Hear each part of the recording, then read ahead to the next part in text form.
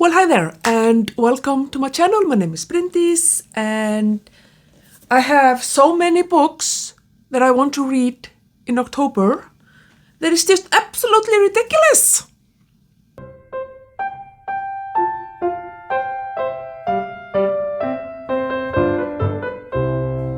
There is one event in October that I'm super excited about, and that's Victober, which is reading Victorian literature in October.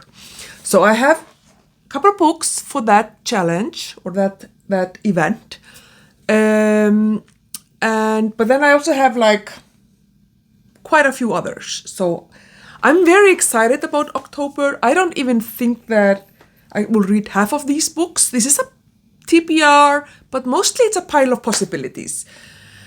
I did read quite a lot in September, which you will hear about next week, but those were shorties. Shorty September. These are not shorties, people. Not at all.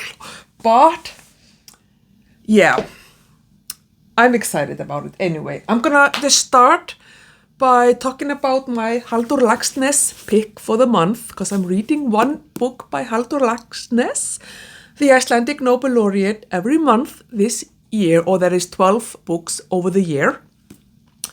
And this one is called Kristnihald undir jökli. In English, it is Under the Glacier. And it is, I'm not sure when this would first have been published. It says 1968. Yeah, 1968. So it's one of his later works, but there has been a movie made from this. Such a brilliant Icelandic movie. It's just kind of iconic. The movie that I grew up with, and there are just lines there and characters that are just ingrained into Icelandic culture. So I really look forward to reading it.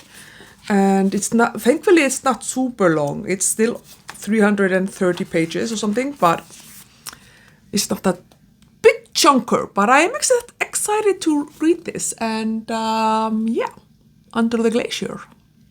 The other book that I want to read for kind of a project is Bear Town by Fredrik Backman in the Icelandic translation.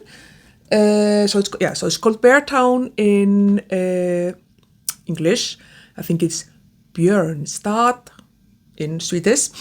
But I'm very excited. I'm a little bit terrified about the emotional heaviness of this book. I hope that it's not as heavy for me in my experience as A Man Called Uwe, but this is one of the October picks for Ellen Made Book Club. I'm really excited about reading it. It is a bit long. It's like 400, almost 500 pages. But I think there's going to be a very quick read. It's in Icelandic, so it's going to be super quick for me to read it. And I think it's a good book. It's been very heavily praised here on BookTube and just in general. I think that Fredrik Backman is just a brilliant author. And I want to read everything that he's ever written. I don't care if it's a shopping list. I want to read it. But anyway, so Bear Town. So now I'm going to talk about Victober, but basically it's about reading Victorian literature in October. Victorian literature is the literature that is British, published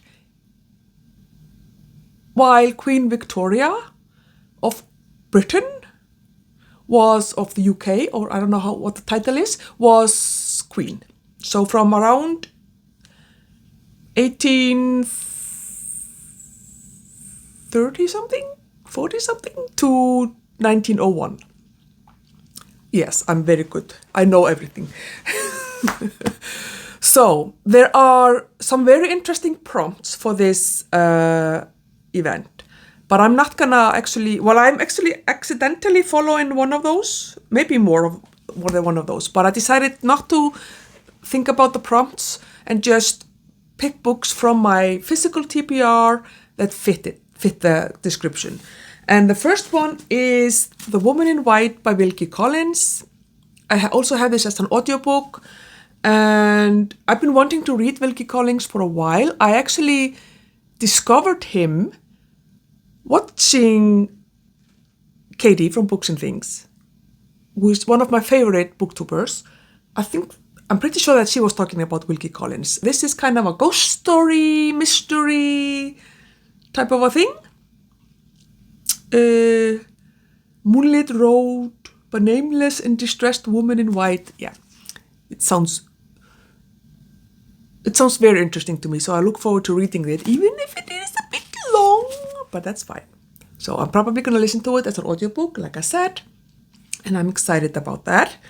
The other book that I want to read as well, or this is Elizabeth Gaskell, and this is Cranford and Other Stories. I've already read Cranford. I actually read Cranford last October, before I had a YouTube channel or booktube channel, and I loved it. It was one of my top favorite books of last year. I just absolutely loved it. So what I want to do now is read the other stories in this book. So there is Mr. Harrison's Confessions, The Doom of the Griffiths, Louis the Witch, Curious If True, 6 Weeks at Heppenheim, and Cousin Phyllis. So ideally I would love to read all of them. Oh yeah, so Curious If True is not the same. Okay, yeah, okay. So these are 1, 2, 3, 4, 5, 6 shorter stories. Ideally, I would love to read all of them, and so that I could take this book and transfer it from my TBR shelf to my I have already read and love you and I want to keep you shelf. I don't know if I will actually be able to do that, but maybe. These are short. They are short, and from the thing I've read 2 books by Elizabeth Gaskell. So this the Cranford, and then her biography of Charlotte Bronte, and I liked both of them. I loved Cranford and enjoyed the biography, but I think I'm gonna like her writing. So hopefully I can just finish this book, all of these shorter stories, and be done with it. Wouldn't that be fantastic? But we'll see. We'll see what happens. We'll see. The other book that I actually want to look at is Oscar Wilde. And this is The Importance of Being Earnest and Other Plays. Because I've read The Importance of Being Earnest. I might actually reread it. I did read it when I was in university. But I would love to also read the other plays so that I can also transfer this book to my beloved books shelf, and that I've already read and I know them. So here we have Lady Windermere's Fan, Salome, A Woman of No Importance, An Ideal Husband, A Florentine Tragedy, and then The Importance of Being Earnest. So I think also reading plays is usually quicker than reading books. I don't know, maybe that's just that. Maybe that's not true. Maybe that's just something I think, and I don't really know. But I would definitely want to read a few of these plays, at least one of them, maybe more. We'll see what happens. But I really loved The Importance of Being Earnest. When I read it, I remember, I think I also seen like the movie adaptation. I also really loved The Picture of Dorian Gray, I really did love it, didn't I? I think I gave it 4 stars by Oscar Wilde, and yeah, I just want to read more of his work. And since I have this absolutely fantastic Penguin edition of his plays, I feel I need to read them. And I actually think that reading a play is one of the prompts for the event. But so I'm excited about that. And then the last thing for Victober is actually kind of Victober adjacent, because this is Edgar Allan Poe, and he was actually American. So he technically is not a Victorian author, although I'm sure, whatever. he was in about the same time. So anyway, I wanna read some of his tales. Again, because I have this rule that if I have a collection of book of like stories, if I haven't read all of them, they have to stay in on my TBR shelves. They cannot go into my I've already read you pile of shelves. So I need to like read everything in here so that I can transfer this again to my books that I love and have already read and want to keep. So these are all like short stories or tales, as they are called here. And I've read, I think, about 5 of them already. So I don't have to read this entire book. But we'll see how many I managed to get. But this is called Signet Classics? So this is the edition I have. And we'll see how many. And it's fitting for October, although I'm not generally a seasonal reader. That is, my mood for reading doesn't necessarily change by the seasons. I can read horror and whatever in the summer or, Anyway, I'm gonna read Edgar Allan Poe. I keep wanting to call this book The Strand because, it's a virus book. But no, it's The Stand.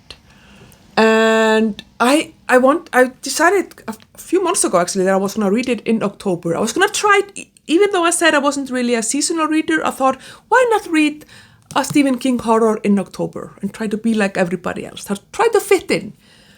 But I am reading Edgar Allan Poe. So I have some horror for October. I don't know. This book is like over 1,200 pages.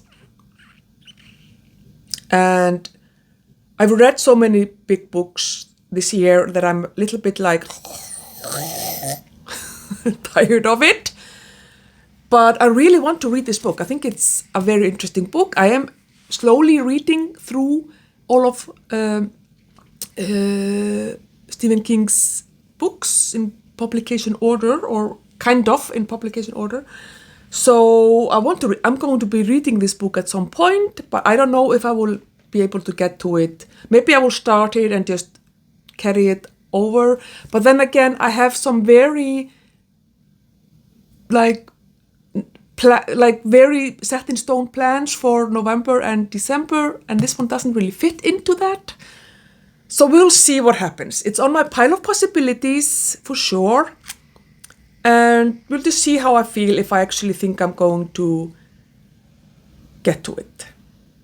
So the reason for why I'm not sure that I will actually be able to get to all of these books. All of these books, even the Victober books, it's basically, everything except the Halldór Laxness one is really a pile of possibilities. Maybe Beartown as well, I want to read that one. But everybody else is a pile of possibility because I don't know if I'm going to get to them. And the reason for that is, so in November, I'm very excited. I want to make November and December, for the most part, Tolkien months. I want to read J.R.R. Tolkien. So I'm going to reread The Hobbit and the Lord of the Rings trilogy. But I also want to read, and also want to reread the Silmarillion. But I also want to read all of the other books, the other stories and novels and books and whatever. And I'm really excited about it. I just finished watching The Rings of Power on Prime. And I mean, it's not perfect, but I loved it so much. Oh, Sauron. And I want to know, what did Morgoth do to Sauron to make him so evil? What did he do? What did he do? And I want to know more about all these things. So I want to read the Silmarillion. I've read it once. I listened to it as an audiobook. But in November, I want to read it and like make notes and study it. And do all the things that you do when you're a Tolkien nerd. But I'm also reading the Mistborn series. And I've read 4 of the 7 books. So I have... No. Oh, the 8 books. Yeah, there are 8 books because, yeah. So I have 4 left. So I have read the first, no, I'm confused. Now I'm confused, people. Just give me a second. Okay, I'll figure it out. So I've read the first original trilogy of the Mistborn series. Loved it. And then I've read the first book in the additional 4 books, which is called The Alloy of Law. And I have the next 3 books in that part of the series left. So I have the Shadow of, let me see the Shadow of Self, Shadows of Self, The Bands of Mourning, and The Lost Metal. And I would so much love to finish that series before I start on my Tolkien adventure. This is very, very ambitious, especially because there is this book as well, which is kind of a standalone, or not a standalone, but like a connected Mistborn novella, Secret History, Mistborn Secret History. So I would love to read these 4 books in October so that I can just finish the series and cross it off my list, and just then next year I can just go on to a different series. But, people, I don't know if I'll absolutely be able to do that. I will say that it's not as captivating as the original trilogy. It's still good. I'm still enjoying it, and I really, really want to read it. But maybe because it's not as captivating, it's a little bit harder for me I always read something else. But I'm gonna give it a go. I'm gonna try. So, yeah, it will be exciting to see how it actually goes. You might think that I am not a person with a full-time job and a PhD, but, people. Oh my goodness. This is a pile of possibilities. Yeah, so we'll see how it goes. I'm not really very optimistic, to be honest. But it's a pile of possibilities, like I said. I'm just gonna choose books from this that I want to read, and we'll see what happens, and that's fine with me as well. But anyway, I hope you enjoyed the video, and let me know what you are going to be reading in October, and let's have a chat. Thank you. Bye.